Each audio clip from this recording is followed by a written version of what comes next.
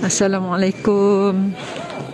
Nak ceritanya dekat International Airport ni, selengan-lengannya orang, tak ada orang pun, tak ada jemaah.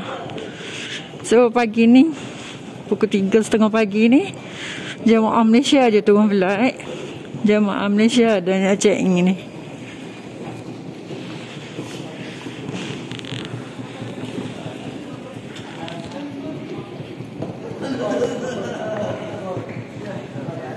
Dia boleh.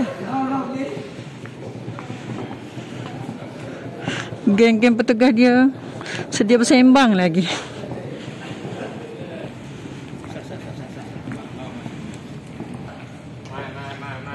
Boleh.